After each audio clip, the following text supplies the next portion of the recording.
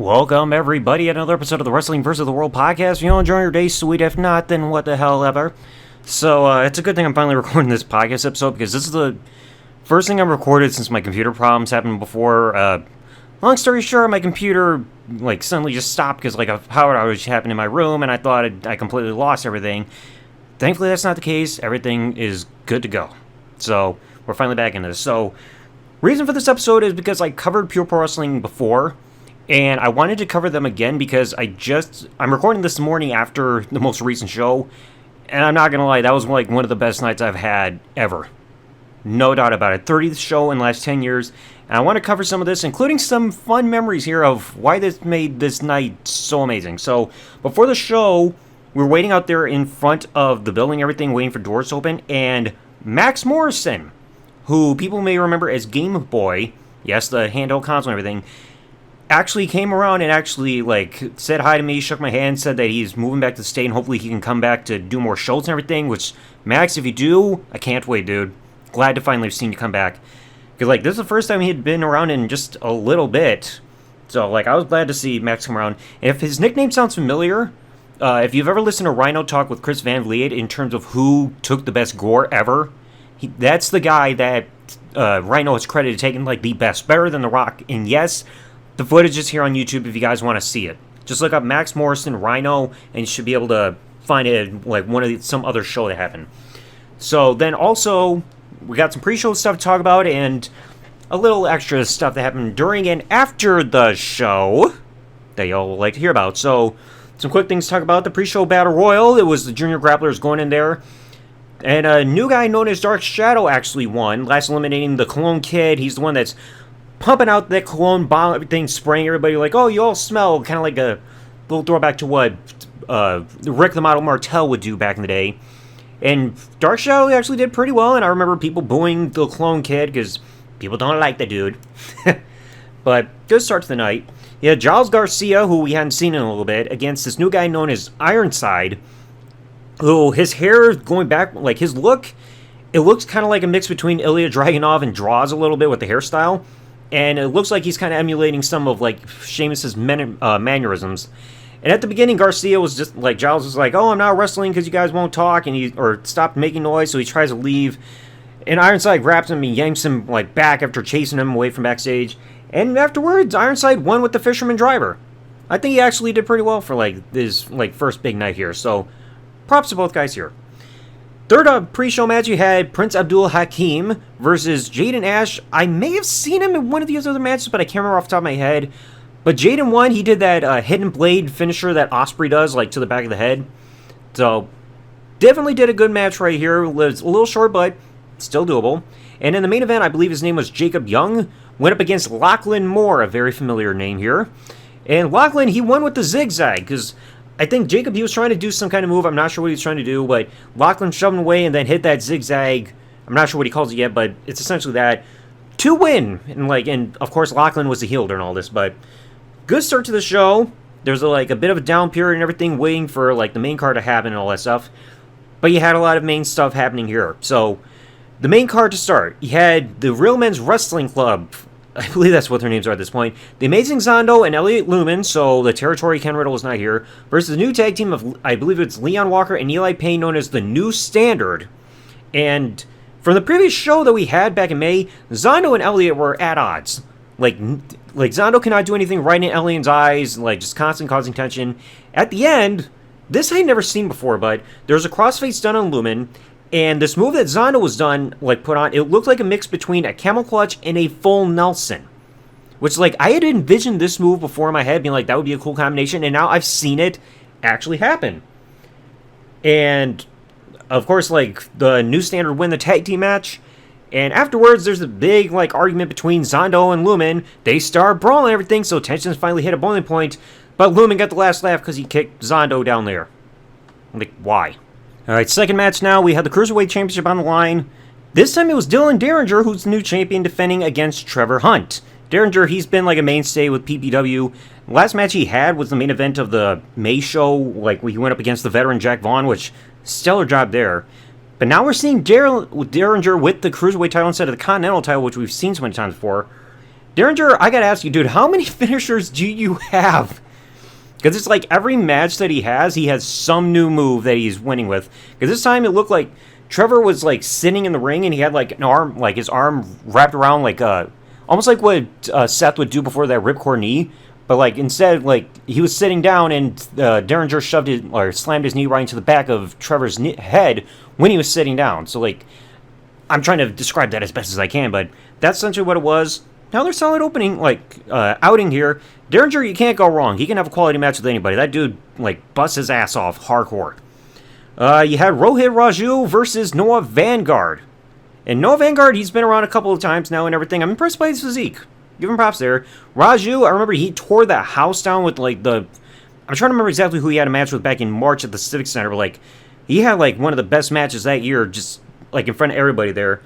Really damn good match here. Raju, I don't know how to just like his move is supposed to be described other than looking like it looks like he's trying to set for that swing reverse STO like the Sister Abigail, but then instead puts it into a DDT afterwards, kind of like I think it's like the kind that Velveteen Dream would kind of do. I think that's how it was. But Raju won, and then afterwards he shook Vanguard's hand, so good deal of respect there. Then you had a big one here. Gideon Malice versus the entire Psycho Circus.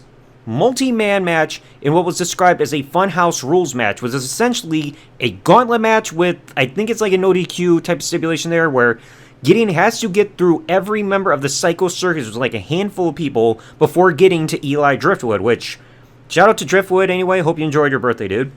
But Gideon, he's slamming through everybody, but like at the start he was distracted because Tenchi ended up getting taken away right at the start and screaming and everything, but Gideon couldn't do anything, so he's getting through everybody relatively easily, but then, like I'm trying to remember who's the guy that was the clown and everything. I know who his ring name was before this. I'm not going to say what it is, but at one point there was like this rubber like giant hammer, like all colorful and everything like that, inside of a trash bag, including like balloons and everything, which you had to figure.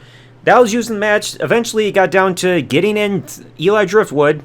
Driftwood would win because like he had some help there and everything, and afterwards, like he got the mandible claw onto Gideon, paralyzed him, pinned him to win. So Malice almost got him through the entire Psycho Circus, but Eli got him down.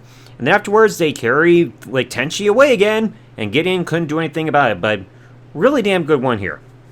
Next one, one of my favorites here. Sean Evans, the guy, like Sean, shout out to you, dude. Again, I've credited him. He's the reason why I've been doing this podcast since 2019. He gave me inspiration.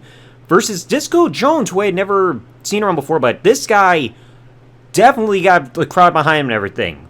Like, a lot of dancing moments and everything for the fun of it, including, like, dancing instead of doing the whole test of strength thing there. Did a Kong line afterwards, because Disco won. He got a spinning forearm onto Evans, then rolled him up to beat him. So, good move there, and, like, everybody was doing the Kong line afterwards, going into intermission. So, good moment there. And then, of course, during intermission, I bought a big jersey from the Midwest Misfits and 2 shirts from Ace. Always glad to be doing business with you guys. Then you get to the second half, and this is where things really picked up. So, A+ Andrews, who people refer to as Urkel, because like he had a lab coat and everything, had the nerdy persona, and he came out with the referee with this container with the guys from Country Strong, and these containers that had vials of liquid that were supposed to improve your stats. So, hey, we got an RPG coming to real life. One is supposed to improve your strength, one is supposed to improve your speed, and one for intelligence. So the guys are drinking in, like one for each of them and everything. They're holding their stomachs, being like, oh, that didn't sound right, or feel right. And then out comes the upper echelon. Oh, boy. Jack Kelly, a.k.a. the Monopoly Man. If you've been on this channel, you may have seen that video to understand that reference. He's coming out with Drake Farrow, the Continental Champion, who recently joined the group. They don't have Danny Astro, so I guess like he was busy with other stuff. Jake Wilder and Cody Manning. Those two I'll get to towards the end of this episode because there's a little tidbit here.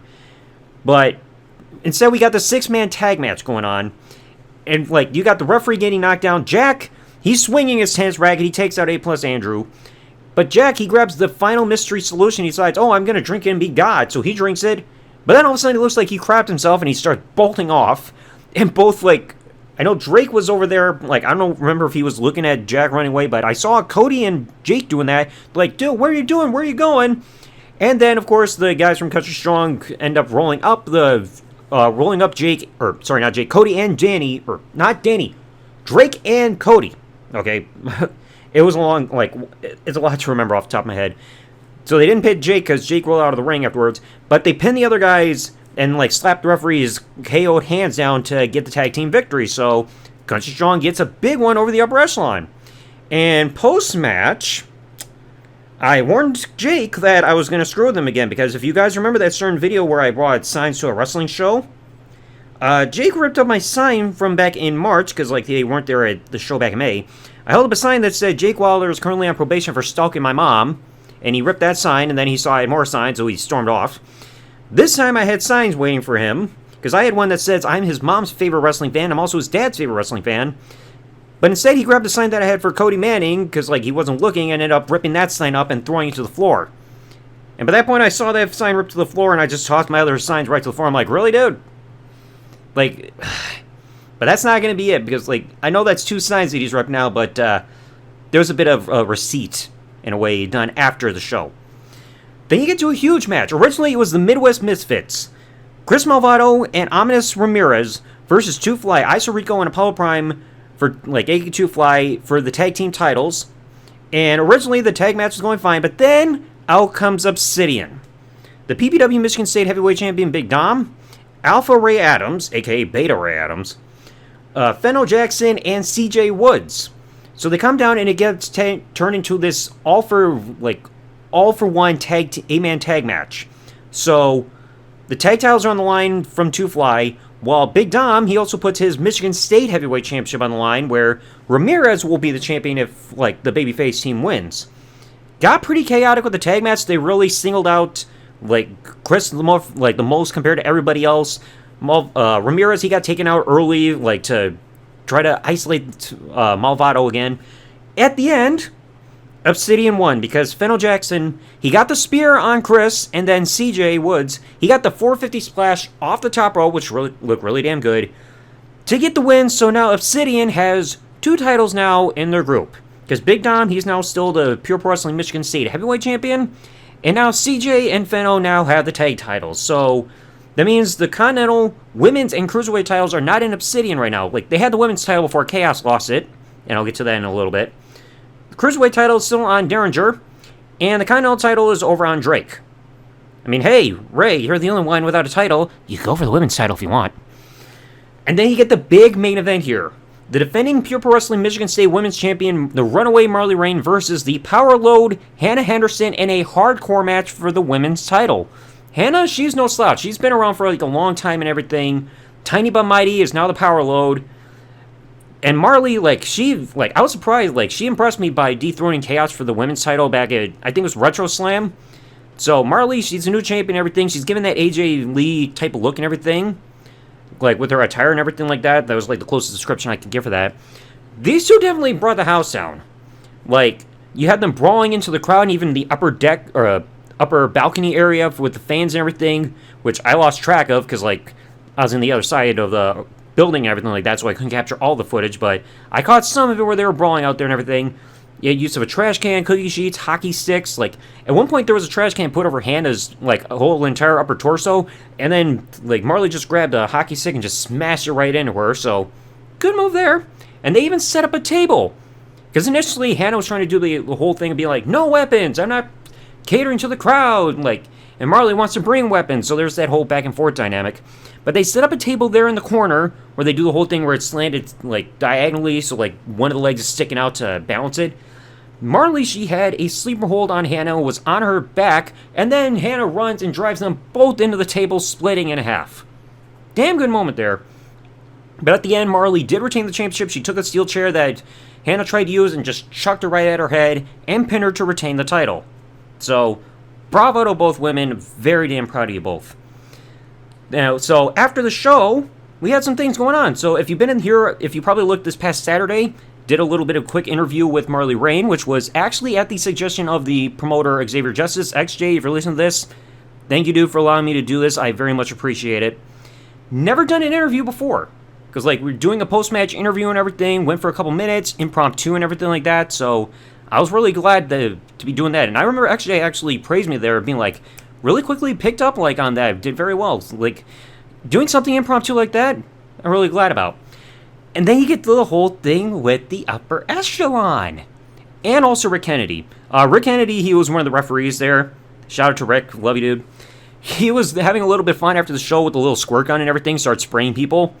And I was one of those people when I had my back turned, and I immediately, when I felt the wire, I turned around, I was like, Rick, really? Oh my gosh, like, Rick, why? But then afterwards came Jack, Jake, and Cody, because Jack, while everybody was putting their chairs away and everything, I finally showed Jack some of my signs, including one that I did for him, where I drew Tinky Winky with a purple top hat. And, like, he got a good laugh out of it, because, like, that was one of my more creative ones besides the Monopoly Man. I also showed the one that I had for Danny, even though he was not here, where I drew the little Einstein's rocket ship, like, structure that they fly off into space and everything. Cody, his sign was the one that was ripped by Jake, and it said, Cody Manning is repulsive enough to turn me straight. And so, like, I showed that to Cody and both Jake, they both laughed at it. And Jake, I showed him the one about being his mom and dad's favorite wrestling fan. They took pictures of the signs and everything like that, because they thought it was actually pretty clever. And then I finally did something I had been waiting months to do. Because if you've seen Jack, you've seen him wearing like that purple top hat and everything. I had a red hat of my own, which I ordered from Amazon. And if you guys don't know, I remember, like, I have to go over the footage again, but at one of the shows that he had, Upper Echelon had this mock funeral segment for the end of the career for high-profile Dylan Knight. And Danny, Jake, and Cody decided to use me as a human waste bin by throwing their tissues at me saying, oh, we're grieving, we're sad about this. Well, the champ got his receipt after the show. Because I was talking to Cody and Jake right afterwards because they were at the bar, and I came up there with my hat and I had a roll of toilet paper in there, and I started doing the same thing, wiping my freaking tears and everything and throwing the tissue or toilet paper at them. They will back up, they're like, what? I'd be like, what? I'm grieving. And then Jake realized, oh, alright, he's getting us back for that and everything. And be like, yes, sir, good thing you have a good memory of that, because the champ did not forget. So yeah, that, my gosh, like, I gotta give a shout out to everybody at Pure Pro Wrestling, everybody that I mentioned, like, oh, also as well, Brian Spencer, Aaron, like, one of my bros there and everything, like, you guys, this is, like, gonna go down as, like, one of the best nights I've ever had. Without a shadow of a doubt. Like, this night was, from top to bottom, amazing. Because, like I said, seeing Max before the show is always great. I hope that he's going to come back for future shows, because Max is a fantastic guy. Like, I spent, like, $80 for, like, all the merchandise that I and everything that I bought there. Can't go wrong there. Especially even with, like, the biggest, like, the closest jersey size I could get was, like, a 2X. Even though, like, I'm a size medium and everything. But it's just like, hey, I want to get one of the jerseys regardless of everything. And I want to support the Midwest Misfits, because they're my bros and everything. And, of course, the 2 shirts for Ace, because, like, I love the designs on them. Marley, and, like, thank you for the interview and everything like that. I very much appreciate it. And, like, if anybody else at the future shows and everything want to do, like, interviews and everything for, like, the YouTube channel or anything like that, let me know. As long as we got time and everything after the shows or anything like that, I'll easily take time to do it and, like, get the content out there. Because, like I said, that was actually pretty fun, even for something impromptu. And even if it wasn't as long, just because, like, of how impromptu that, like, interview was and everything, I was glad to finally do it. Like, help me get out of my shell there a little bit. And XJ, once again, thank you for another amazing night, and thank you for, like, suggesting and doing the camera work and everything for the interview with Marley. I very much appreciate you, dude. Thank you. Like I said, like, 30 shows in the last 10 years, you can't go wrong with Pure Pro Wrestling. But let me know y'all in the comment section below. Because, like I said, this was an absolutely fantastic night. And if anybody who's watching this was there, let me know what your, like, memories of this show are going to be. Because, like I said, this was a fantastic night. But just let me know y'all in the comment section below. If you enjoyed today's episode of the podcast, folks, please remember, leave a like, subscribe to the bell, turn on here on YouTube, comment what you thought below, and I'll see you all in the next one. Thanks for listening, folks. Like, comment, subscribe. Peace out, and good day, everybody.